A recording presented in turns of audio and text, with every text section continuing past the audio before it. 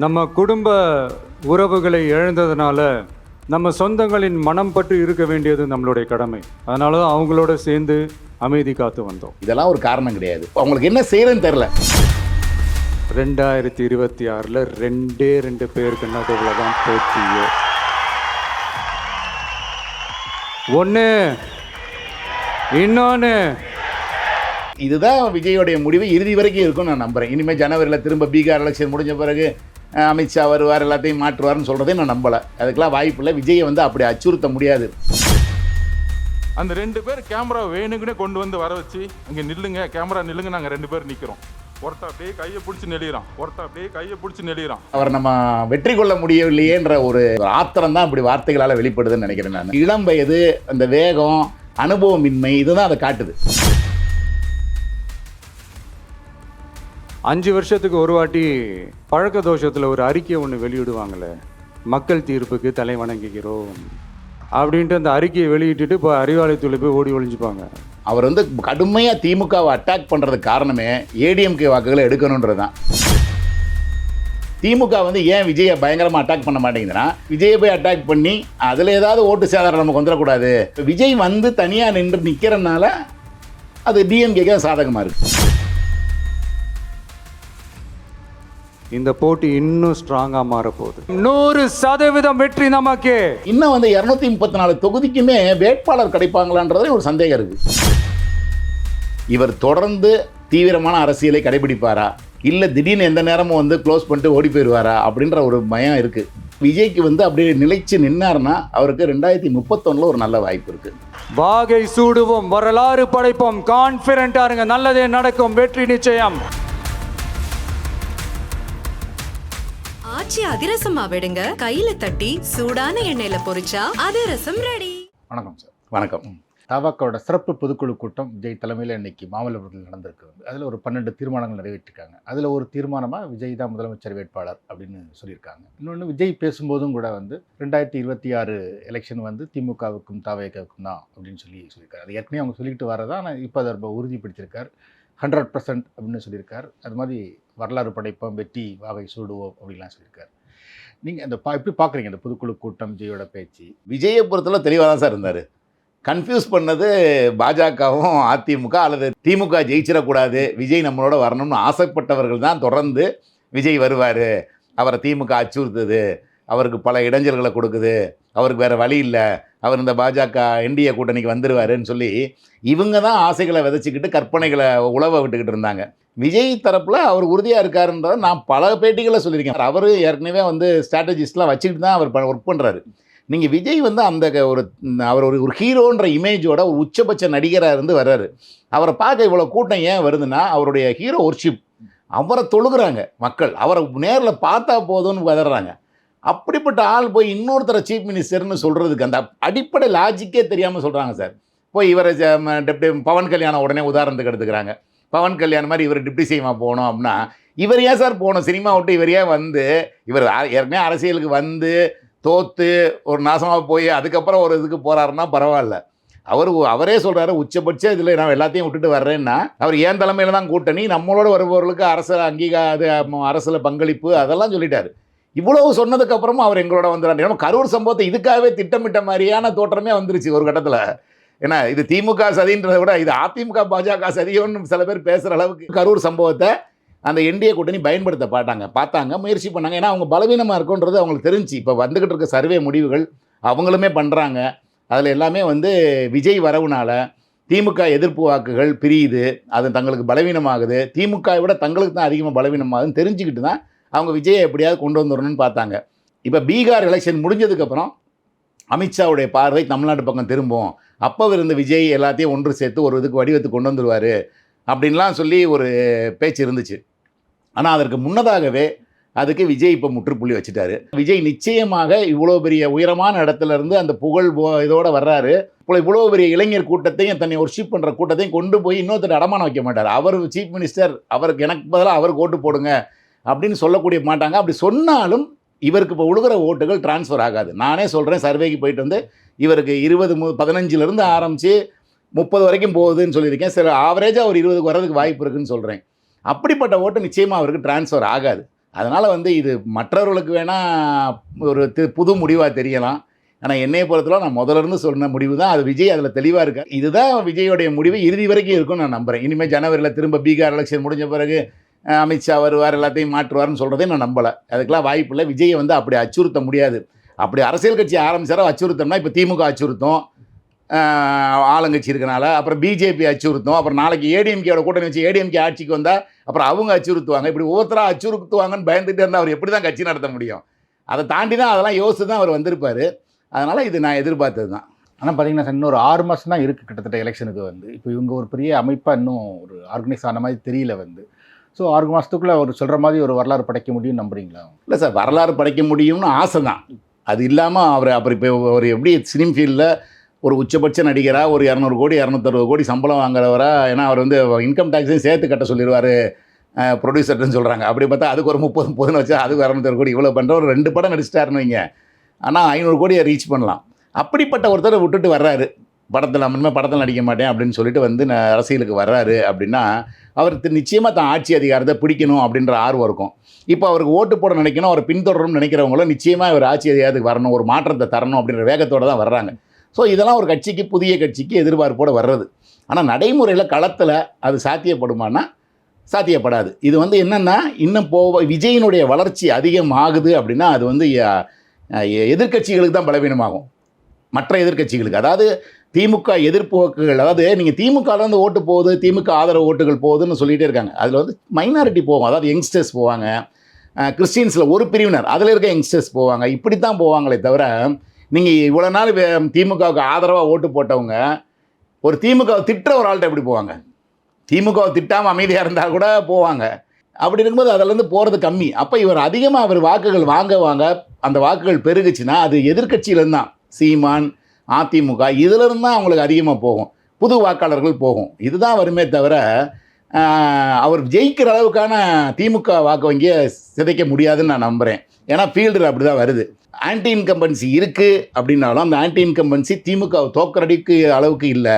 இப்போ ஒரு 96 இருந்த ஒரு ஆன்டி இன்கம்பன்சி இப்போ இல்லை. 2011 இருந்த ஆன்டி இன்கம்பன்சி இப்போ இல்லை. ஸோ அதனால் வந்து அந்தளவுக்கு இல்லாதனால இவங்க அரசியல் சரித்திரம் படைப்போம், வரலாறு படைப்போம்ன்றதெல்லாம் பேசுகிறது எல்லா கட்சியும். இப்போ அவன் எடப்பாடியே நம்ம தோற்று போவோம்னு சொல்கிறாரு, வெற்றி பெறுவோம்னு சொல்கிறாரு. சீமான் அடுத்த தடவை அதிகாரத்துக்கு நம்ம தான் வரப்போகிறோம்னு சொல்கிறாரு. எல்லா கட்சிகளும் சொல்லக்கூடியதான். எல்லா கட்சியிலையும் அடுத்த முதலமைச்சர் அப்படின்னு சொல்லி அவங்க தலைவரை புகழ்கிற மாதிரி தான் அவங்களும் பேசுகிறாங்க. ஆனால் இந்த தேர்தலில் அவருக்கு வாய்ப்பு குறைவு. ஆனால் இந்த தேர்தலில் முடிஞ்ச அவர் 20% வாக்குகள் எடுத்து விஜய் ரீச் பண்ணிட்டாருன்னா நிச்சயமாக அதுக்கு அடுத்து அவருக்கு ஒரு பிரகாசமான வாழ்க்கை இருக்குது. அதுக்கு அந்த பொறுமை அவர்கிட்ட இருக்குமா அப்படின்றத நம்ம பொறுத்திருந்து பார்க்கணும். சார், நீங்கள் சொன்னீங்க வந்து இப்போ அதிமுகவால் நிர்பந்திக்க முடியாதனால அமித்ஷாவில் நிர்பந்திக்க முடியும், ஆனால் அவர் விஜய் உறுதியாக இருப்பார் அப்படின்னு சொன்னீங்க வந்து. ஸோ விஜய் உறுதியாக இருக்கார், விஜய் தலைமையில் தனியாக நிற்குது அப்படின்னா களம் எப்படி மாறும்னு நினைக்கிறீங்க வந்து? இப்போ திமுக கூட்டணிலையோ அதிமுக கூட்டணிலையோ ஏதாவது மாற்றங்கள் நடக்க வாய்ப்பு இருக்கா? விலகி நிற்கிற கட்சின்னு பார்த்தீங்கன்னா இப்போதைக்கு இப்போ அன்புமணி ராமதாஸ் பிரிஞ்சிருக்காங்க. அவங்க 2 பேர் என்ன முடிவெடுக்க போகிறாங்கன்னு தெரியாது. தேமுதிக என்ன முடிவெடுக்க போகுது அப்படின்றது இன்னும் தெரியாது. இப்போ ஓபிஎஸும் டிடிவி தினகரனும் என்டிஏ விட்டு வெளியே வந்துட்டோன்னு சொல்லிட்டாங்க. இப்போ அவங்க என்ன முடிவுன்னு தெரில. கிருஷ்ணசாமி என்ன முடிவெடுக்க போகிறாருன்னு தெரில. இப்போ ஒருவேளை செங்கோட்டையன் இப்போ வந்திருக்காரு. இப்போ இவங்கெல்லாம் செங்கோட்டையன், ஓபிஎஸ், டிடிவி தினகரன் இவங்கெல்லாம் சேர்ந்துக்கிட்டு உலகில் கிருஷ்ணசாமி எல்லாம் சேர்ந்துக்கிட்டு ஒரே இதாக போய் அப்படியே விஜய்கிட்ட போகிறாங்க அப்படின்னா அது ஒரு போலரைசேஷன் ஆகும் இன்னும் கொஞ்சம். அதாவது இது வரைக்கும் விஜய்க்கு ஒரு கத்துக்குட்டி கட்சி, அரசியல் அனுபவம் இல்லாத ஒரு கட்சி அப்படின்ற மாதிரி, அவருக்கு இன்னும் ஒரு க்ரெடிபிலிட்டி இல்லை அப்படின்ற மாதிரியான ஒரு முகம் இருக்குது, தோற்றம் இருக்குது, ஒரு பெர்செப்ஷன் இருக்குது. அதை மாற்றுறதுக்கு இந்த மாதிரி ஒரு மெச்சூர்டான ஆளுங்க போகிறாங்கன்னு வைங்க. ஓபிஎஸ் மாதிரி ஆளுங்க அங்கே போகிறாங்க, தினகரன் மாதிரி ஆளுங்க அங்கே போகிறாங்கன்னா அப்போ அவருக்கு ஒரு முகம் கிடைக்கும், ஒரு அரசியல் முகம் அப்போ தான் கிடைக்கும். இல்லாட்டி இது ஒரு இளைஞர் கூட்டம், ஒரு ரசிகர் படை அந்த லெவல்லையே தான் அது பார்க்கப்படும். இப்படி போகும்போது பார்த்திங்கன்னா அவருக்கு ஒரு மெச்சூரிட்டி கிடைக்கும். ஓ, இவ்வளோ சீனியர்ஸ்லாம் போய் அவரோட சேர்ந்து இயங்குறாங்க அப்படின்ற முகம் கிடைக்கும். ஆனால் அதை இன்னும் வந்து அவர் நிறைவேற்றுவாரா, அதை ஏற்று அதை செயல்படுத்துவாரன்றாலும் சந்தேகம் இருக்குது. அதற்கான நம்பகத்தன்மையை அவர் கொடுப்பார். இவங்கெல்லாம் அவங்க போகிற அளவுக்கு நம்பகத்தன்மையை விஜய் கட்சி கொடுக்குமா அப்படின்ற கேள்வி இன்னும் இருக்குது. இப்போ விஜய் வந்து தனியாக நிற்கிறனால அது டிஎம்கேக்கு சாதகமாக இருக்குது இப்போதைக்கு. ஏன்னா அந்த எதிர்ப்பு வாக்குகளை கணிசமாக அவர் பிரிக்கிறாருங்கிறனால இப்போதைக்கு வந்து திமுகவுக்கு வாய்ப்பு அதிகமாக இருக்குது. அதுமாதிரி விஜயோட பேச்சில் பார்த்தீங்கன்னா தொடர்ந்து அவர் சட்டசபையில் முதலமைச்சர் பேசினதை சொல்லி அதுக்கு உச்சநீதிமன்றம் சொன்ன பதில்கள்லாம் சொல்லி ரொம்ப ஒரு ஆவேசமாக பேசியிருக்காரு. வந்து முழுக்க அவர் சட்டசபையில் பேசும்போது ஸ்டாலின் வந்து இவரை விஜயோட பேரை கூட சொல்லலை. ஆனால் இப்போ வரைக்கும் விஜய் வந்து ரொம்ப ஆக்ரோஷமாக ஸ்டாலின் எதிர்த்துக்கிட்டே இருக்கார். வந்து இந்த பேச்சை எப்படி பார்க்குறீங்க? குறிப்பாக மற்ற கட்சிகள் அவர் எதையும் அவர் குறிப்பிடவே இல்லை, அவர் கிட்டத்தட்ட உதாசீனப்படுத்தி தான் பேசுகிறாரு. அவர் வந்து கடுமையாக திமுகவை அட்டாக் பண்ணுறதுக்கு காரணமே ஏடிஎம்கே வாக்குகளை எடுக்கணுன்றது தான், அதிகமாக எடுக்கணும் அப்படின்றக்காக தான். அதனால தான் அவர் திரும்ப திரும்ப இது டிஎம்கேக்கும் டிவிகேக்கான போட்டின்றதை தொடர்ந்து இன்றைக்கும் சொல்கிறாரு. தொடர்ந்து அந்த வார்த்தையை பயன்படுத்துகிற காரணம் அதிமுகவை அப்புறப்படுத்தணும் அப்படின்றது தான். அதனால் திமுக அட்டாக்கை அதிகப்படுத்துகிறாரு. அது வந்து எடப்பாடி பண்ணுறதை விட அதிகமாக இவர் பண்ணுறாரா, அண்ணாமலை பண்ணதை விட அதிகமாக விஜய் பண்ணுறாரா அப்படின்னா நமக்கு திமுகவோட எதிர்ப்பு வாக்குகள் நமக்கு ஒருமுகப்படும், போலரைஸ் ஆகும் அப்படின்ற எண்ணத்தில் தான் அவர் கடுமையாக அட்டாக் பண்ணுறாருன்னு நினைக்கிறேன். அதிமுகவை எதிர்த்து தனக்கு வர வேண்டிய அதிமுக ஓட்டுக்களை நம்ம சேதப்படுத்திட வேணாம், நம்ம அமைதியாக இப்போ ஏன் வந்து இப்போ திமுக வந்து ஏன் விஜயை பயங்கரமாக அட்டாக் பண்ண மாட்டேங்குதுன்னா, நம்ம அட்டாக் பண்ணி விஜயை போய் அட்டாக் பண்ணி அதில் ஏதாவது ஓட்டு சேதாரம் நமக்கு வந்துடக்கூடாது, அவர் பாட்டுக்கு அரசியல் பண்ணுறாரு, அவரை போய் தொந்தரவு பண்ணுறாங்கன்னு நினச்சிடக்கூடாது யாரும் அப்படின்னு சொல்லிட்டு தான் ரொம்ப மைல்டாக அவரை விஜய் அணுகிறாங்க அவங்க. அதே மாதிரி தான் அதே கான்செப்டில் தான் விஜய் வந்து ஏடிஎம்கே ஹேண்டில் பண்ணுறாரு. அதனால வர்ற வாக்குகள் எம்ஜிஆர் வாக்குகள் அப்படிப்போ சொல்லிக்கிறார். எம்ஜிஆர் அண்ணா படத்தை போன மாநாட்டிலே போட்டார், அந்த பரிதாபத்துக்குரிய நிலையில் இருக்குது அப்படின்னு சொல்லி அதை வந்து திட்டாமல் ஒரு பரிதாபப்பட்டு இது பண்ணி அந்த அங்கே இருக்க வாக்குகளை தன் பக்கம் கொண்டு வரதுக்கான ஸ்ட்ராட்டஜி தான் அது. அதனால தான் அவர் அதை அட்டாக் பண்ணாமல் இருக்கார். அட்டாக் பண்ணாமல் பண்ணுற இந்த முயற்சி வந்து கொஞ்சம் பலனளிக்கிற மாதிரி தான் இருக்குது. காலப்போக்கில் பாருங்கள், இன்னும் வந்து அவர் டிசம்பருக்கு அப்புறம் கதவை திறந்து விட்டால் அங்கேருந்து எத்தனை பேர் வெளியே வருவாங்கன்னு தெரியாது. அந்த மாதிரி ஒரு பல பேர் அங்கே வந்து போகிறதுக்கான எதிர்பார்ப்புகளோடு இருக்காங்க. நிறைய பேருக்கு அங்கே இருக்கவங்களுக்கே, அதிமுகவில் இருக்கவங்களுக்கே வந்து நம்ம கூட்டணி பலவீனமான கூட்டணி, இந்த முறை வந்து நம்ம ஜெயிக்கிறது கஷ்டன்றது தெரிஞ்சிருக்கு. அதனால தான் விஜய் வந்துடுவார், விஜய் வரணும் அப்படின்னு கெஞ்சிக்கிட்டே இருந்தாங்க. அதனால் வந்து அதுவும் இல்லாமல் அவரை எடப்பாடி அவர்களை தவிர மீதி எல்லாருமே வந்து பலமான கூட்டணி வேணும், பலமான கூட்டணி பேட்டியே கொடுக்குறாங்க, இல்லை மனசுக்குள்ளே நினைக்கிறாங்க, அவங்களுக்குள்ளே கூடி பேசிக்கிறாங்க, எல்லாரையும் ஒன்றிணைக்கணுன்றதெல்லாம் பேசிக்கிறாங்க. ஆனால் அது வெளியே சொல்ல மாட்டேங்கிறாங்க. ஆனால் அது உள்ளுக்கு இருக்கிற நிலைமை நம்ம க்ளோஸாக பழகிற பத்திரிகையாளர்களுக்கு, அவர்களோட நெருங்கி பழகிற பத்திரிகையாளரிடம் மனம் விட்டு பேசுகிறாங்க, அப்போ புலம்புறாங்க, அதெல்லாம் நம்ம கேட்டுட்டு தான் இருக்கோம். அதனால் வந்து இவர் வந்து ஒரு ஸ்ட்ராட்டஜியாக அதிமுகவை அட்டாக் பண்ணாமல் அந்த வாக்குகளை தன் பக்கம் கொண்டு வரணுன்றக்காக திமுகவை அதிகமாக அட்டாக் பண்ணி அதிமுகவை மைல்டாக டீல் பண்ணி அந்த வாக்குகளை கவர்றதுக்கான முயற்சி, அந்த முயற்சி ஓரளவுக்கு பலிக்கும்னு நான் நினைக்கிறேன். கரூர் இன்சிடென்ட்ஸுக்கு முன்னாடி கூட நம்ம பேசணும் சார். அப்போ நீங்கள் சொன்னீங்க கிட்டத்தட்ட 15% ஒரு 25-30% வரைக்கும் கூட சில தொகுதிகளில் அவருக்கு வாக்குகள் வருது அப்படின்னு சொன்னீங்க. வந்து இப்போ எப்படி இருக்குது? இப்போ குறிப்பாக கரூருக்கு பரவ கரூர் சம்பவத்துக்கு அப்புறம் நான் பண்ணலை, ஆனால் சில நண்பர்கள் பண்ணுறாங்க, அதனுடைய தகவல்கள் நான் கேள்விப்படுறேன். ஓரிரு சதவீதம் அவருக்கு வந்து கூடியிருக்கு, இவர் கார்னர் பண்ணுறாங்க, அரசாங்கம் அவரை பண்ணியிருக்கு அப்படின்னு சொல்லி ஒரு சில சதவீதம் கூடியிருக்கு. அதே சமயத்தில் இவர் சரியாகவே ஹேண்டில் பண்ணல, அவன் பாட்டுக்கு ஓடி போயிட்டார், இவர் பெரிய நடந்த பிறகு ஓடி போயிட்டார். ஒரு மாதமாக யாருமே வெளியே வரல, கட்சி பூரா நிர்வாகி பூரா காணாமல் போயிட்டாங்க. ஒரு சின்ன இன்சிடெண்ட்டுக்கு இப்படியா கட்சி பதறும், ஒரு பயந்தாங்குழித்தனமாக அப்படி ஓடி போவாங்க அப்படின்னு. இன்னும் கோர்ட்டில் வந்து புஷி ஆனந்த் போட்ட மனு, அந்த மதியழகன் தான் எல்லாத்துக்கும் பொறுப்பு, எனக்கு பொறுப்பே இல்லைன்னு நடத்தின வரைக்கும் எல்லாத்துக்கும் கிரெடிட் எடுத்துக்கிட்டது புஷி ஆனந்தும் ஆதவர்ஜுனா, இவங்க தான் நாங்கள் லீட் பண்ணி நாங்கள் தான் ப்ராப்பராக கொண்டு போய் எல்லாத்தையும் இவ்வளோ பெரிய பெருமாட்டது கூடாது அப்படின்னு சொல்லி கிரெடிட் எடுத்தவங்க பூரா அவங்க. ஆனால் சம்பவம் நடந்தோடனே கோர்ட்டில் போய் எங்களுக்கு எதுக்கு சம்மந்தமே கிடையாது, மதியழகன் தான் எல்லாத்துக்கும் காரணம்னு சொல்லி போடும்போது மற்ற நிர்வாகிகளுடைய மனநிலை எப்படி இருக்குன்னு யோசிச்சு பாருங்கள். அடுத்து யாரை எடுத்து முன்வைக்க வருவா? ஓடி வந்து செய்யன்னு வரணும்ல, என்னடா அப்படி நம்மளை கை காட்டி விட்டு ஓடி போயிட்டாங்க அப்படின்ற மாதிரி என்ன வரும்ல. இந்த மாதிரியான அதிருப்திகள் வந்து அவருக்கு ஒரு சில வாக்கு சதவீதத்தை குறைச்சிருக்கு. ஸோ ரெண்டுமே டேலி ஆயிடுச்சுன்னு சொல்லலாம். ஒரு அனுதாப வாக்கு ஒரு 2% வருதுன்னா, இந்த மாதிரி ஒரு இவர் மேலே ஒரு கசப்புணர்வு வந்து ஒரு 2% போயிடுச்சுனாலும் டேலி ஆகுதுன்னு சொல்லலாம். அதனால் பெரிய மாற்றம் கரூருக்கு முன் கரூருக்கு பின்னுன்னு ஒரு நேரேட்டிவ் செட் பண்ணுறாங்க சில பேர், அது வந்து கிடையவே கிடையாது. அப்படி ஒரு கரூருக்கு முன் கரூருக்கு பின்னுன்னு ஒரு தமிழ் அரசியல் களத்தில் எந்த விதமான சேஞ்சஸும் பெருசாக இல்லை. அதுமாதிரி சார் இப்போ எல்லாருமே திரும்ப சொல்கிறது என்னென்னா, அவருக்கு நிறைய கூட்டம் வந்தால் கூட அது ஓட்டா மாறுமான்னு தான் கேள்வி எழுப்பிக்கிட்டே இருக்காங்க. ஏன்னா இப்போ ஓட்டா மாறணும், அதுக்கான நிர்வாகம் வேணும், கட்சி ஒரு அமைப்பு ரீதியாக எல்லா இடங்கள்லையும் ஸ்ட்ரென்த்தாக இருக்கணும். நான் முதலே சொன்ன மாதிரி ஒரு 6 மாதம் தான் இருக்குது. நீங்கள் எப்படி நினைக்கிறீங்க, அது சாத்தியமானு நினைக்கிறீங்க? இல்லை, இப்போ வர்ற கூட்டம் பூரா ஓட்டாகுமான்னு கேட்டால் அது ஒரு தப்பான கொஸ்டின். ஏன்னா வர்ற ஓட்டு பூரா ஓட்டாயிரும், வர்ற கூட்டம் பூரா ஓட்டாயிரும். ஏன்னா நீங்கள் கரூர் டிஸ்ட்ரிக்டில் 4 தொகுதி இருக்குது. ஒரு பேச்சுக்கு உதாரணத்துக்கு சொல்கிறேன், கரூர் தொகுதியில் 4 டிஸ்ட்ரிக்ட் இருக்குது.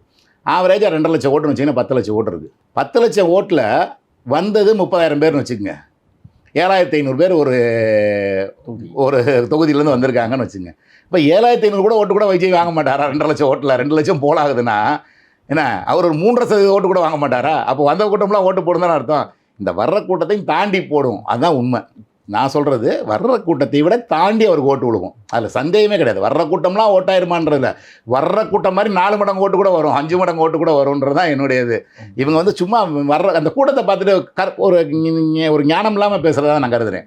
ஏன்னா நீங்கள் யோசித்து பாருங்கள், ஒரு கூட்டம் கூட எவ்வளோ கூட்டம் கூடிடுது. நீங்கள் 1 லட்சம் சார், தமிழ்நாடு பூரா மாநாடு நடத்துகிறார் சார், 5 லட்சம் பேர் வரட்டும் சார், தமிழ்நாடு பூரா வாக்காளர் வரணும் சார், 6 கோடி சொச்சம் சார். அப்போ அதில் 1% ஓட்டுனாவே 6 லட்சம் பேர் வரணும்ல. அப்போ வர்ற கூட்டம் ஓட்டாகும்ல, அவர் 1% கூட வாங்க மாட்டாரா விஜய்? அப்போ வர்ற கூட்டம் எல்லாமே ஓட்டாகும், அதில் சந்தேகமே கிடையாது. அதை தாண்டியும் 3 மடங்கு 4 மடங்கு 5 மடங்கு ஓட்டு அவ்வளோகும். அதில் இந்த பாயிண்ட் எப்படி பார்க்குறீங்க சார்? இப்போ எல்லா இடங்களையும் அவங்களுக்கு நிர்வாகிகள் இருக்காங்களா இல்லையா? ஸோ இன்னொரு 6 மாதத்துக்குள்ள அது ஏற்படும். நிர்வாகிகள் இப்போ போட்டிருக்காங்க, ஆனால் அவங்களாம் எந்த அளவு களத்தில் ஈடுபாட்டோடு செய்வாங்கன்றது நான் சொன்ன மாதிரி இப்போ ஏற்கனவே இப்போ சொன்னேன். நான் ஒரு நிர்வாகி வந்து விஜயோட ஒரு டைரக்ட் கான்டாக்டில் இருக்கணும், அட்லீஸ்ட் மாவட்ட நிர்வாகிகளாக. அது அப்போ தான் அவங்க மாவட்டத்தில் அவங்க நிற்பாங்க. ஏன்னா விஜயை வந்து பார்க்கவே முடியாது, யாருனே தெரியாது, அவரோட தைரியம் கொடுக்க மாட்டார். நேராக வந்து தட்டி கொடுத்தப்பா நல்லா பண்ணு நான் இருக்கேன் அப்படின்னு சொல்ல மாட்டார். அப்படின்னா இவன் புஷியானந்தை பார்க்குறதே பெரும் பிரச்சனையாக இருக்குது இவங்களுக்கு. அதே பல பேர் பார்த்ததில்லை மாவட்ட நிர்வாகிகள், அந்த மாதிரி இருக்குது. நான் நெருங்கி பேச முடியாது, இல்லைன்னா மேடையிலேருந்து பார்க்கலாம், அவ்வளோதான். ஒரு விஜயை பார்த்த மாதிரி பார்க்கலாம். அவரோட நின்று கலந்துரையாட அவரை கூப்பிட்டு எல்லாரையும் மாவட்டத்துக்கு எல்லா பேரையும் சொல்லுன்னா அவர் சொல்லுவாரான்னு கூட எனக்கு சந்தேகமாக இருக்குது. அப்படி ஒவ்வொருத்தருக்கும் பக்கத்து மாவட்ட செயலாளர் யார், அந்த மாவட்ட செயலாளர் தென்னார்காடு மாவட்ட செயலாளர் யாருன்னு மதுரை மாவட்ட செயலாளர் தெரியுமான்னு தெரில. அந்த மாதிரி இன்னும் ஒரு கட்டமைப்பு வரல. இன்னும் வந்து 234 தொகுதிக்குமே வேட்பாளர் கிடைப்பாங்களான்றதே ஒரு சந்தேகம் இருக்குது. ஏன்னா அதுக்கு குறைஞ்சபட்சம் 1 கோடியாவது செலவு பண்ணணும், ரொம்ப மினிமமாக நான் சொல்கிறேன். 20 கோடி 30 கோடி செலவு பண்ண போகிறாங்க. சில இடத்துல 50 கோடி 100 கோடி செலவழிக்க கூட சில தொகுதிகள் வந்தாலும் வரும் இந்த எலெக்ஷனில். அப்படி இருக்கும்போது இவங்க 1 கோடி 2 கோடி செலவழித்து ஒரு எல்லாரையும் ரீச் பண்ணி ஒரு பண்ணணும்னா அதை யாரை நம்பி பண்ணுவாங்க? விஜயை நம்பி பண்ணணுன்னா இப்படி விட்டுட்டு ஓடிடுவார், திடீர்னு காணாமல் போயிடுவார், இவரை நம்பி போகலாமா என்ன ஏதுன்னு அந்த பயத்தை முதல்ல போக்கணும்.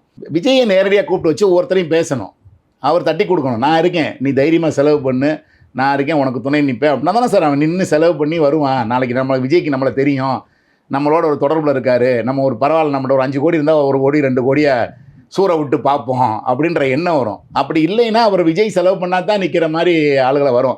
அப்படி இல்லாமல் நீங்கள் பணம் இருக்கவனா பார்த்து போடணுன்னா அவனுக்கு பாலிடிக்ஸோட தொடர்பு இருக்காது, அவன் பணத்தை போட்டு பணத்தை எடுக்கிறனா வருவான்.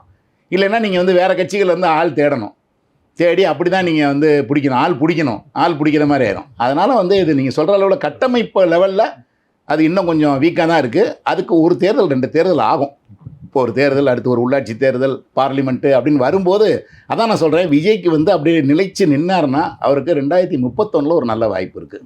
அதுமாதிரி நீங்கள் சொன்ன மாதிரி சார், சில தொகுதிகளில் 50 கோடி, சில கோடி 100 கோடி கூட செலவழிக்க ரெடியாக இருக்காங்க அப்படின்னு சொன்னீங்க சார். அவ்வளோ பணபலம், அப்புறம் அந்த பணத்தை டிஸ்ட்ரிபியூஷன் பண்ணுறதுக்கான ஆட்கள். ஸோ இது ரெண்டும் மீறி வந்து விஜய்க்கு எந்த அளவுக்கு வெற்றி பெறதுக்கான வாய்ப்பு இல்லை. விஜய்க்குன்னு உழுகிற ஓட்டுக்கு நீங்கள் எதுவுமே செய்ய வேணாம் சார். ஏன்னா நான் இப்போ உதாரணத்துக்கு சொல்லுவேன், இப்போ கூட பார்லிமெண்ட் எலெக்ஷனில் நீங்கள் பார்க்குறீங்க, அதிமுக பாஜக எல்லோரும் போட்டிட்டாங்க. திமுக கூட்டணியில் துரை வைகோ போட்டிடுறாரு திருச்சியில். தீப்பெட்டின்னு ஒரு சின்ன சுயேட்சை சின்னத்தை செலக்ட் பண்ணுறாரு. தீப்பெட்டி சின்னமாக செலக்ட் பண்ணி 15 நாளைக்குள்ளே தொகுதி பூரா 6 சட்டமன்ற தேர்தல்களுக்குள்ளேயும் தொகுதி பூரா எல்லாருக்கும் போய் அவர் லட்சக்கணக்கான வாக்குகள் வித்தியாசத்தில் ஜெயிக்கிற மாதிரியான ரிசல்ட் வருது. அது எப்படி சாத்தியமாச்சு? துரை வைகோவுக்கு பெரிய அவருடைய வந்துன்னு அவருக்குன்னு தனிப்பட்ட வாக்குங்கிறது ஒரு பக்கம் இருந்தால் கூட அந்த அளவுக்கு இருக்காது. அது இவ்வளோ மாபெரும் வெற்றி வித்தியாசம்ன்றது. அப்போ மக்களுக்கு வந்து இந்த கூட்டணின்னு முடிவு பண்ணிட்டாங்க. அப்போ அவங்க வந்து என்ன சின்னமாக இருந்தாலும் கண்டுபிடிச்சி போடுறாங்க. அதே மாதிரி தான் நீங்கள் விஜய்க்கு ஒரு சின்ன அறிவிக்கப்பட்டால் காலையில் 11 மணிக்கு எலெக்ஷன் கமிஷன், சாயங்காலம் 6 மணிக்குள்ள தமிழ்நாடுடைய நூக்கன் கார்னர் எல்லாருக்கும் தெரிஞ்சு போயிடும் என்ன சின்னம் விஜய்க்குன்னு சொல்லி. ஸோ நீங்கள் வந்து கொண்டு போய் ஆளுகளை கொண்டு போய் நிப்பாட்டணும், ஆளுகளை பண்ணணும் அவசியமே இல்லை. விஜய்க்குன்னு ஒரு ஹார்ட் கோர் ஓட்டர்ஸ் இருக்காங்க பாருங்கள், யங்ஸ்டர்ஸ், தானாக போய் போட்டு வந்துடுவாங்க, லேடிஸு அவங்களாம் போட்டு வந்துடுவாங்க. அதனால் அங்கெல்லாம் களத்தில் நின்று பண்ணணும் அப்படின்றதில்ல. அதை வெற்றி பெற அளவுக்கு, ஆட்சியை பிடிக்கிற அளவுக்கு அது வராதுங்கிறது தான் அங்கே இருக்க மைனஸ். இப்போதைக்கு அவருக்குன்னு உள்ள ஓட்டுகள் வந்து நீங்கள் வந்து யாரையும் போய் கேன்வாஸ் பண்ணி பண்ண வேண்டியதில்லை. அவங்க மைண்ட் செட் ஆயிடுச்சு, ஒரு மாற்றம் வேண்டும், 2 கழகத்துக்கு ஒரு மாற்று வேணும். அது விஜய் அவர் நல்லா புதுசாக பண்ணுறேன்றாரு, பண்ணாலும் அந்த 20% நினைக்கிறாங்கல்ல, அவங்க தானாக வந்து போட்டுருவாங்க. அதுக்கு வந்து கீழே கட்டமைப்பு இருக்கணும், அங்கே பூத் ஏஜென்ட் உட்காந்து டிக் அடித்தா தான் அவங்க வந்து ஓட்டு போடுவாங்க, அப்படிலாம் அவசியம் இல்லை. அவங்க வந்து மக்கள் வந்து தானாக போய் போட்டு வந்துடுவாங்க. அப்படி தான் பல கட்சிகளுக்கு போட்டிருக்காங்க இதுக்கு முன்னாடியும். ஒருவேளை விஜய் எதிர்பார்க்குற மாதிரி ஒரு வெற்றி பெறலை அப்படின்னா தொடர்ந்து அவர் அரசியலில் தாக்கு பிடிப்பாரா, இல்லை அவர் என்ன முடிவு எடுப்பார்னு நினைக்கிறீங்க? சினிமா பண்ண போகிறாருன்னு ஒரு செய்திகளும் வரதான் செய்யுது. இப்போ விஜய் வந்து அதான் சொல்கிறேன், நான் அவர் வந்து ஒரு நம்பகத்தன்மையாக இன்னும் வரல. அவர் இன்னும் வெளிப்படையாக பேசணும், வெளிப்படையாக 4 பேரோட கலந்து வேணும். அவருடைய நீங்கள் ஒருத்தர் பேசுகிறத வச்சு மட்டுமே நம்ம ஒருத்தரை ஜட்ஜ் பண்ண மாட்டோம். ஒருத்தரோட பழகி தான் நம்ம ஒருத்தரை ஜட்ஜ் பண்ணுவோம். இப்போ நீங்கள் விஜய் வந்து அங்கங்கே பார்க்குறப்ப பேசுகிறது மட்டும் நீங்கள் பார்த்துட்டு இருந்தீங்கன்னா அவரை ஜட்ஜ் பண்ணுறது கஷ்டம். ஏன்னா எல்லாமே பேப்பர் ஒர்க்கு, ரிகர்சலு இப்படின்னு இருக்குது. அதை முடிச்சுட்டு வந்து பேசிட்டு போயிடுறாரு. இதே மாதிரி பார்க்குறவங்க இப்போ அரசியல்வாதிகள் பார்க்குறாங்க. ஒரு கூட்டணிக்கு போகணும், உதாரணம் சொல்கிறேன், ஒரு கூட்டணிக்கு போகணுன்னு ஒரு ஓபிஎஸ் நினைக்கிறாரு, கிருஷ்ணசாமி நினைக்கிறாருன்னா அவர் பேச்சை பார்த்து நம்பிக்கை வராது. போய் 4 தடவை சந்திக்கணும். அவர் பேசுகிறத பார்த்து இவர் இந்த இதில் சந்தேகமாக இருக்கோ, அது நல்லா இருக்கோ, அப்படி இப்படின்னு சொல்லி, இல்லை இவர் பேசுகிறத பார்த்தா கண்டிப்பாக கண்டினியூ பண்ணிடுவார், தோத்தாலும் தொடர்ந்துருவார் அப்படின்ற மாதிரியான. இப்போ வந்து அவரோட போகிற பல பேருக்கு எழுப்புகிற சந்தேகம், இவர் தொடர்ந்து தீவிரமான அரசியலை கடைபிடிப்பாரா, இல்லை திடீர்னு எந்த நேரமும் வந்து க்ளோஸ் பண்ணிட்டு ஓடி போயிடுவாரா அப்படின்ற ஒரு பயம் இருக்குது. அதனால தான் இன்னும் அவர் கூட்டணிக்கு யாரும் நெருங்கி இன்னும் போகாமல் இருக்காங்க. அதை பார்த்து பயப்படுறாங்க அவரோட போகிறதுக்கு. ஏன்னா இவர் தொடர்ந்து இப்போ ஜெயிக்கலைன்னா ஒருவேளை அடுத்து கண்டினியூ பண்ணுவாரா, நம்ம இவரோட கூட்டணிக்கு போயிட்டு அடுத்த தேர்தலுக்கு என்ன செய்கிறது, இவரை நம்பி போயிட்டு. அதுக்காக இங்கே இப்போ நீங்கள் காங்கிரஸ் வரும்னு சொல்லி ஒரு இது இருக்குது. அங்கேருந்து வந்துடும் பேசிக்கிட்டு இருக்காங்க. காங்கிரஸில் பல தலைவர்கள் வந்து விஜயோட போகணும்னு நினைக்கிறாங்க. அரசில் கூடுதல் அது வந்து கிளப்பி விடுறதா கூட இருக்கலாம். ஏன்னா திமுக கூடுதல் சீட்டை வாங்குறதுக்காக இப்படி ஒரு இதை கிளப்பி விடுறதும் காரணம் இருக்கலாம். அல்லது உண்மையிலேயே அதிகாரத்தில் பங்கு நம்ம என்றைக்கு அமைச்சராகிறது, காங்கிரஸில் இருக்க முக்கிய புள்ளிகள் ஒரு 10 பேர் அமைச்சர்னா என்றைக்கு ஆக போகிறது, வாய்ப்பு இல்லை. இனிமேல் காங்கிரஸ் ஆட்சி தமிழ்நாட்டில் வர்றதுக்கு நம்ம காலத்தில் வாய்ப்பு இல்லை. அதனால் அப்படி இருக்கும்போது இங்கே போனோம்னா காங்கிரஸில் ஒரு 10 பேர் மந்திரி ஆகலாம் அப்படின்னா ஒருவேளை அங்கே போகலான்ற அந்த ஆசையும் இருக்கும். இன்னொன்று இருந்தாங்க, ஏற்கனவே விஜய் காங்கிரஸில் சேர விரும்பினார், இளைஞரணி பொறுப்பாக கேட்டால். ஆமாம் இருக்கா, அதான் சொல்கிறேன். ரெண்டாவது வந்து இவர் சீமானே சொன்னார், எடுத்தோனிக்கே வந்து அவர் போய் சீமான் பேசும்போது காங்கிரஸ் நம்மளோட வருவாங்களான்னு தான் கேட்டாருன்னு. காங்கிரஸுக்கும் சீமானுக்கும் ஆகவே ஆகாதுன்றதை தெரிஞ்சுக்கிட்டு சீமான்ட்டே போய் அந்த கேள்வி அவர் கேட்டது அவருடைய அரசியல் அறிவு தான் காட்டுது. என்ன அந்த மாதிரி கேட்டிருக்காரு அவர். அதனால் வந்து காங்கிரஸ் மேலே ஒரு சாஃப்ட் கார்னர் ஆரம்பத்துலேருந்து இருக்குது அவருக்கு. ஏன்னா பேசிக்கலி அவர் வந்து ஆன்டி பிஜேபி மைண்டில் இருக்கார், பாசிச பாஜகன்னு சொல்கிறாரு. அதனால் அந்த ஒரு மைனாரிட்டி சப்போர்ட்டு, அந்த மதச்சார்பின்மை, செக்குலரிசம்ன்றனால காங்கிரஸ் அந்த அடையாளம் தனக்கு வேணும் அப்படின்னு நினச்சி அவர் ஆசைப்பட்டிருக்கலாம் அவர். அதனால் இப்போ காங்கிரஸ் வருதுன்னு சொன்னால் கூட இப்போ காங்கிரஸ் இதை எதை நம்பி போகும், இவரை நம்பி. இன்றைக்கி இருக்க இவர் திமுக கூட்டணியை இந்தியா கூட்டணியை விட்டுட்டு அதை உடச்சி அவரோட போய் இவர் மேலே என்ன கிரெடிபிலிட்டி இருக்குது, நம்பகத்தன்மை இருக்குன்னு. அதனால தான் சொல்கிறேன் நான், இவர் ஒரு தேர்தலை சந்தித்து இவருடைய வாக்கு வங்கி நிரூபணம் பண்ணிட்டாரு. அவர் கான்க்ரீட்டாக அவருடைய செயல்பாடுகள் மூலமாக பண்ணேன்னா ஒரு இன்சிடென்ட்டுக்கே 1 மாதம் யாரையும் காணாங்க. ஏன்னா கேட்டால் 16 நாள் நாம் இதை முடிக்க வேணாமா முதல்ல அதை இப்போ நான் 30 நாளில் முடிக்க வேணாம், வர தேவைன்னா 1 வருஷம் கூட வச்சுக்கோ இறந்தவர்களுக்கு அந்த வருஷம் முடியணும் அப்படின்னு. அந்த மாதிரி வருஷம் முடிகிறதுக்கு காத்திருக்க முடியுமா? இதெல்லாம் ஒரு காரணம் கிடையாது. அதனால் இது ஒரு வந்து அவர் வந்து ஒரு தப்பு, அவங்களுக்கு என்ன செய்கிறதுன்னு தெரில. அதான் சொல்கிறேன், அனுபவமின்மை தான் அது காரணமே தவிர. அதனால் இப்படி இருக்கும்போது இவர் எப்படி பண்ணுவார், அடுத்து ஃப்யூச்சரில் எப்படி கட்சியை கொண்டு போவார், எவ்வளோ தூரம் ஸ்ட்ராங்காக இருப்பார் அப்படின்றதுல ஒரு தயக்கம் இருக்கிறதுனால தான் மற்ற கட்சிகள் இவரை நோக்கி போகாமல் இருக்காங்க. அதை முடிவெடுக்க முடியாது, அவருக்கே தெரியாது. ஏன்னா அவரே வந்து அடுத்து நடந்தால் தான் அதுக்கப்புறம் அதை யோசிப்பார். இப்போ வெற்றின்னு பேசிக்கிட்டு இருக்காரு. வெற்றி இல்லை, அது வந்து நம்ம ஒரு தோல்வியில் போயிடுச்சு அப்படின்னு தெரிஞ்சதுக்கப்புறம் தான் அவர் அந்த என்ன முடிவெடுக்கிறதுன்றதை அவரே யோசிப்பாருங்கும் போது நம்ம அதை முன்கூட்டி யூகிக்கிறது கடினம். அதே மாதிரி விஜயோட அதிமுக கூட்டணிக்கு முயற்சித்த மாதிரியே வந்து டிடிவி தினகரன், ஓபிஎஸ் இவங்களும் முயற்சிக்கிறாங்கன்னு ஒரு தகவலும் வந்தது. இப்போது செங்கோட்டையன் அதிமுகலேருந்து நீக்கப்பட்டு அவங்களும் அவங்களோட போய் சேர்ந்திருக்காரு. ஸோ இப்படி செங்கோட்டையன் நீக்கப்பட்டு ஓபிஎஸ், தினகரன் இவங்கெல்லாம் சேர்ந்துருக்கிறது அதிமுக ஒரு பாதிப்பை ஏற்படுத்துமா? இவங்க 3 பேரும் சேர்ந்துருந்தா கூட, சசிகலாவையும் சேர்த்து நீங்கள் 4 பேராக சேர்ந்து வச்சா கூட, இவங்க 4 பேரும் தனி அணியாலாம் நின்று வாக்குகளை பிரிக்கிறது ரொம்ப கஷ்டம். ஏன்னா இவர் டிடிவி தினகரனுக்கு அவருக்குன்னு ஒரு ஓட் பேங்க்கு இருந்துச்சு 6%ன்னு. அது நீங்கள் கடந்த தேர்தல் தனியாக நின்றனால அது வந்து 1%க்கு போயிடுச்சு. அதனால் திரும்ப அந்த விஷப்பரிச்சை எடுக்க மாட்டாங்க. ஏன்னா தனியாக நிற்கும் போது இந்த நம்ம ஓட்டு வீணாயிரும், கம்மியாக வாங்குவாங்களோன்னு பயந்துக்கிட்டு அது அந்த வாக்குகள் செதறிடும். அவருக்குன்னு விழுவக்கூடிய வாக்காக இருந்தால் கூட அது செதறிடும். அதனால் வந்து அவங்க அந்த தடவை முடிவு எடுக்க மாட்டாங்க. இப்போ அவங்களுக்கு இருக்க சாய்ஸ் என்டிஏ இல்லைன்னு ஆயிடுச்சு. அப்போ அடுத்த சாய்ஸ் விஜய் அல்லது திமுக இதுதான் இருக்கும். இல்லை ரொம்ப ரேராக சீமான் கூட போனாலும் போகலாம், அதுக்கு வாய்ப்பு இருக்குது. ஆனால் இப்போ சமீபத்தில் சாட்டை துரைமுருகன் போட்டு டிடிவி அவர்களை கண்டம் பண்ணியிருக்காரு. அதனால் வந்து இது வாய்ப்பு அதிகம். என்னையை பொறுத்தல வாய்ப்பு அதிகம் இருக்குது. எடப்பாடி பழனிசாமியை தீவிரமாக எதிர்ப்பதற்கு, ஏன்னா அதான் அவங்களுடைய முக்கியமான இலக்கு, தீவிரமாக எதிர்ப்பது திமுக பெட்டர் எடப்பாடியை எதிர்ப்பதற்கு அப்படின்னு முடிவை கடைசி நேரத்தில் அவங்க எடுக்கலாமோ அப்படின்னு சந்தேகம் எனக்கு இருக்குது. விஜய் பக்கம் போகிறதுக்கான வாய்ப்புகள் குறைவாக இல்லை, வாய்ப்பு இருக்குது. ஆனால் அதை விட அதுக்கு போகிறதுக்கு வாய்ப்பு இருக்குது. இதையும் பரிசீலிப்பாங்க. அது விஜய் டீம் எப்படி பேசுது, எவ்வளோ சீட்டு கொடுப்பாங்க, எவ்வளோ முக்கியத்துவம் கொடுப்பாங்க, எந்த மாதிரி வாக்குறுதிகள் கொடுக்குறாங்க அப்படின்றத பொறுத்து இருக்குது. அதே மாதிரி இவங்களுக்கும் தெரியும், ஏன்னா விஜயோட போனால் ஜெயிக்க முடியுமா, இங்கே போனால் கேண்டிடேட், அங்கே போனால் எம்எல்ஏ அப்படின்ற ஒரு இது இருக்குல்ல. இங்கே வந்து 40 கேண்டிடேட் கூட இருக்கலாம், அங்கே போனால் 5 எம்எல்ஏ அப்படின்னு எம்எல்ஏவே ஆயிரலான்ற ஒரு இது இருக்குது. இப்போ மனோஜ் பாண்டியன் போய் இப்போ சீனியர் ஆகிட்டார் அவர். இனிமேல் யாராவது போய் சேர்ந்தாலும் அவர் கட்சியில் அவர் தான் சீனியராக இருப்பார். இப்போ அதனால் வந்து இந்த மாதிரி போகிறதுக்கு வாய்ப்புகள் அதிகம் இருக்குது. விஜய் அறிவிச்சிட்டார் அதனால் அதிமுகவோட கூட்டணிக்கான வாய்ப்பு இல்லைன்னு உறுதியாயிடுச்சு. ஸோ எடப்பாடியோட அடுத்த மூவ் எப்படி இருக்குன்னு நினைக்கிறீங்க? எடப்பாடிக்கு ஒரு பெரிய ஏமாற்றமாக தான் இருந்திருக்கும். ஏன்னா அவர் வந்து விஜய் வந்தால் ஒருவேளை பிஜேபி நீங்கள் விலகுங்க விட்டுட்டா நான் வாங்க நான் வேணா வரேன்னா கூட அவர் அதுக்கு கூட யோசிச்சிருப்பார். அந்த அளவுக்கு அவர் ஈகராக விஜய் எதிர்பார்த்துருந்தார். முதல்லையும் விஜயை எதிர்பார்த்துட்டு விஜய்கிட்டருந்து சரியான சிக்னல் கிடைக்காம தான் அவர் பிஜேபியோட போனார். திரும்பவும் ட்ரை பண்ணாங்க. இப்போ பிஜேபி ஹெல்ப் பண்ணும் அப்படின்னு சொன்னாங்க. நான் அதிமுக பிரமுகர்கள்ட்ட பேசும்போது, இல்லை இனிமேல் அமித்ஷா நாங்கள் முயற்சி பண்ணி பார்த்துட்டோம் முடியல, இனிமேல் அமித்ஷா தான் பார்க்கணுன்ற மாதிரி தான் சொன்னாங்க. அவர் ஏற்கனவே அமித்ஷா பிஜேபி தான் அவர் பாசிச பாஜகன்னு சொல்லிட்டு கொள்கை எதிரின்னு முத்திர குத்தி மோடி சார் அப்படின்னு மோடிஜின்னு கேள்வியெல்லாம் கேட்டுட்டு எல்லாம் பண்ணதுக்கப்புறம் திரும்ப போய் அவங்க மிரட்டுறதுக்கெலாம் போய் இவர் அடி பண்ணிவாருன்ற நம்பிக்கை எனக்கு முதல்லேருந்தே இல்லாமல் தான் இருந்துச்சு. ஏன்னா அப்படின்னா திமுகவே மிரட்டி திமுகவே அவர் என்ன வேணாலும் பண்ணலாமே. இப்போ அவங்க கவர்மெண்ட் வச்சுருக்காங்க, அப்புறம் இந்த கவர்மெண்ட் வச்சு அரெஸ்ட் பண்ணாங்கன்னா அந்த கவர்மெண்ட் வச்சு அரெஸ்ட் பண்ணானா எல்லாமே அதான அச்சுறுத்தல், ஒரே அச்சுறுத்தல் தானே. அதனால் இவங்க அச்சுறுத்தலுக்கு எப்படி அவர் பயப்படல, அது மாதிரி அந்த அச்சுறுத்தலுக்கும் பயப்பட மாட்டாருன்னு தான் நான் நம்பிக்கை வச்சுருந்தேன். இப்போ எடப்பாடி என்ன பண்ணுவார், இப்போ அடுத்த கட்டமாக அவங்க இது வரைக்கும் பேசிக்கிட்டு இருந்தது அவங்க சொல்கிற அவங்களுடைய செகண்ட் கட்ட தலைவர்கள்லாம் பலமான கூட்டணி வரும் பொறுத்திருந்து பாருங்கள் அப்படிலாம் சொன்னார். இவரே பிள்ளையார் சுழி அப்படிலாம் பேசினார் கொடிகளை பார்த்துட்டு. ஆனால் இப்போ அதனால் ஒரு ஏமாற்றம் இருக்கும். இப்போ அதுக்கு அடுத்தமாக என்ன செய்யணும், தேமுதிக பாமக இந்த பாமக ஒன்றிணைக்க முடியுமான்னு பாஜக முயற்சி செய்யும். 2 பேரையும் ஒன்றிணைச்சு கொண்டு வர முடியுமா, அப்போ தான் அதுக்கு வேல்யூ. ஏன்னா பிரிஞ்சு போச்சுன்னா அது 2ஆக டிவைட் ஆச்சுன்னா ஏற்கனவே அவங்களுக்கு ஒரு 4% ஓட்டு இருக்குது, அது 2ஆக டிவைட் ஆச்சுன்னா ஆளுக்கு 2ன்னு போயிடும். அப்புறம் தேமுதிக போன தடவை 0.5 தான். ஆனால் இப்போ அது ஓரளவு கொஞ்சம் கூட வரனால முதல்ல சேர்க்கணுமே, அவங்க இங்கே வரணும் நம்பி. அவங்கள ஏற்கனவே ராஜ்யசபாவில் ஏமாற்றிட்டாங்கன்ற ஒரு குற்றச்சாட்டு அந்த அம்மா சொல்லிகிட்டு இருக்காங்க. அதனால் இதெல்லாம் ஒன்றுபடுத்துறதுக்கான முயற்சிகளை கிருஷ்ணசாமி இன்னும் பலர் ஏசி சண்முகம் இப்படி கொஞ்சம் சின்ன சின்ன கட்சிகளாக கொண்டு அது ஒரு வலுவான கூட்டணியாக சித்தரிக்கான முயற்சியை அவர் பண்ணுவார்னு நினைக்கிறேன். அதுமாதிரி திமுகவோட நிலை இப்போ என்னன்னு நினைக்கிறீங்க? இப்போ குறிப்பாக கரூருக்கு பிறகு ஸ்டாலின் மேலே வைக்கப்பட்ட ஒரு பெரிய விமர்சனம் என்னென்னா, ஒரு ஸ்ட்ராங்கான நடவடிக்கை எடுக்கலை, ரொம்ப சாஃப்டாக கையாளுறாரு அப்படின்னு. அதான் அவர் நானே சொன்னேனே, சாஃப்டாக கையாளுறாருன்னு சொல்லி ஒரு இது இருக்குது. அதையே ஒரு சாஃப்டாக கையாளுறாருன்னு சில குற்றச்சாட்டுகள் வச்சு ஏன் இவ்வளோ சாஃப்டாக கையாளணும்னு சொல்லி நீதிமன்றமே கேட்குறல கூட ஆச்சு. ஆனால் அவர் அதை என்னை பொறுத்தல அது ஒரு சாஃப்டாக ஒரு இதாக தான் போகிறார். அவர் ரொம்ப தீவிரமாக பண்ணி அது தனக்கு நெகட்டிவ் ஆகிடக்கூடாது அப்படின்னு தான் போகிறாரு. அப்படி போகும்போது அவரே தனக்கு ஆன்டி இன்கம்பன்சி கொஞ்சம் இருக்குன்றது எல்லாருக்குமே தெரியும். எந்த அரசாங்கமாக இருந்தாலும் அதான் சொல்லுவாங்க, புத்தன் இயேசு காந்தி ஆட்சி நடத்தினா கூட அதில் ஒரு ஆன்டி இன்கம்பன்சி இருக்க தான் செய்யும். எல்லாருக்கும் அவன் நல்லது செஞ்சிட முடியாது.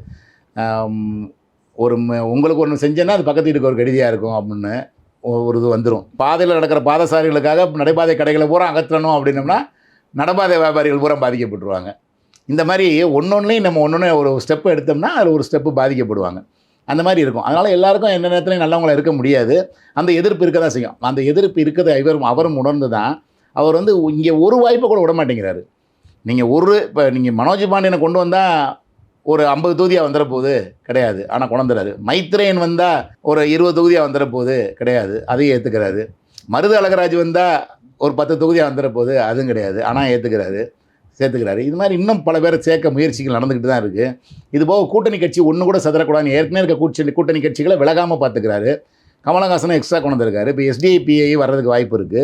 இது போக இந்த இவர் OPS, செங்கோட்டையன், டிடிவி தினகரன், தேமுதிக இதெல்லாம் கொண்டு வரதுக்காக பாமகவில் ஒரு பிரிவு, இப்படி எல்லாரும் பேச்சுவார்த்தை நடத்திட்டு இருக்காங்க. அது அவங்க கூட்டணிக்கே கொண்டு வருவாங்களா, இல்லை வேறு கூட்டணி அமைச்சு அவங்கள தனியாக நிற்க விடுவாங்களா அப்படின்றதெல்லாம் அவர் கரெக்டாக அவங்க ஸ்ட்ராட்டஜி போயிட்டு தான் இருக்குது. அவருக்கு அதுக்காக ஸ்ட்ராட்டஜி டீம் வச்சுருக்காங்க, ஒரு கார்ப்பரேட் கம்பெனி வச்சு பண்ணுறாங்க, சிஸ்டமேட்டிக்காக அவங்க எல்லாமே பண்ணிகிட்டு இருக்காங்க. எடுத்தோம் கவிழ்த்தோம்னு இல்லாமல் எதுக்குன்னு ஒவ்வொரு டீமும் அதுக்குரிய பின்னணியில் அதுக்குரிய வேலைகளை பார்த்துக்கிட்டே இருக்குது. அது ஒரு சிஸ்டமேட்டிக்காக இருக்கனால தான் அவங்களால இன்னும் இதெல்லாம் இவ்வளோ எதிர்ப்புகளை எதிர்த்து அவங்க சர்வை பண்ண முடியுது. அதை இன்னும் வெற்றிகரமான கூட்டணியாக தான் மாற்றுவார்னு நான் நினைக்கிறேன். செந்தில் பாலாஜி சொந்தமாக இன்றைக்கி ஆதவர்ஜன் ரொம்ப ஆக்ரோஷமாக பேசியிருக்காரு. இதுக்கு முன்னாடி அண்ணாமலை செலெக்ஷனில் பேசினார், செலெக்ஷனுக்கு அப்புறம் செந்தில் பாலாஜி இருக்க மாட்டார் அப்படிங்கிற மாதிரிலாம். இப்போ அண்ணாமலை ஆதவர்ஜன் கிட்டத்தட்ட அதே மாதிரி பேசியிருக்காரு. எப்படி பார்க்குறீங்க? அதான் அது செந்தில் பாலாஜினாவே அங்கே எல்லாருக்குமே எல்லா அரசியல்வாதிகளுக்கும் ஒரு கோவம் வரும். ஏன்னா அண்ணாமலையே அந்த அரவக்குறிச்சி எலெக்ஷனை இப்போ தூக்கி போட்டு மிதிச்சுன்னா நாக்கு வெளியே வந்துடும் அப்படின்னு அவ்வளோ கொடூரமாக போனார். இப்போ இவரும் ரவுடி கிவுடின்ற வார்த்தையெல்லாம் பயன்படுத்தி பேசுகிறாரு. இதெல்லாம் ஒரு இயலாமையின் அவரை இது பண்ண முடியலையே, அவரை நம்ம வெற்றி கொள்ள முடியவில்லையேன்ற ஒரு இதுதான் வருது அவங்களுக்கு. அந்த ஒரு ஆத்திரம் தான் இப்படி வார்த்தைகளால் வெளிப்படுதுன்னு நினைக்கிறேன் நான். அவரை நீங்கள் அரசியலில் எதிர்கொண்டு ஜெயிக்கிறதுக்கான முயற்சி தான் பண்ணுமே தவிர வெறும் வார்த்தைகளால் இப்படி தூக்கி போட்டு மிதிச்சிடுவேன், ரவுடி நீ ரவுடியா நான் ரவுடியான்னு பார்த்துருவோம், அப்படின்னு வந்து சவால் விடுறது ஒரு அர்த்தமற்ற விஷயம். நம்ம செந்தில் பாலாஜி ஒரு தேர்ந்த அரசியல்வாதி, அவர் களத்தில் எப்படி செயல்படணுன்றது தெரிஞ்சவருன்றது எல்லா கட்சியினரும் அறிந்த விஷயம். அதிமுகலேருந்து அவர் வந்தவர். இன்றைக்கி அதிமுகவில் அவர் எதிரியாக இருந்தால் கூட அதிமுகவில் இருக்க பல பேர் அவர் கையில் போச்சுன்னா நம்ம அங்கே போய் ஜெயிக்க முடியாது அப்படின்ற மாதிரியான ஒரு மனநிலையில் தான் இருக்காங்க. அதனால் அவர் அப்படி ஒரு பேர் வாங்க உண்மையிலே கார்டு இருக்கார். நைட்டு பகல் தூங்க மாட்டார். ஒரு பொறுப்பை கொடுத்தா விடிய முழிச்சிருப்பார். நான் பல சந்தர்ப்பங்கள் அவரை பார்த்துருக்கேன். நடுராத்திரிலாம் முழிச்சு உட்காந்துருப்பார். அவர் கட்டில் படுத்து தூங்க மாட்டார், உட்காந்துட்டே தூங்குவார். அப்போ தான் அப்படின்னு தடுமாறும்போது முழிச்சுக்குவோம், டைமை பார்ப்போன்னு. கட்டில் படுத்தா தூங்கிடுவோம் அப்படின்லாம் முழிச்சிருந்து வேலை செஞ்சால் நானே பார்த்துருக்கேன்.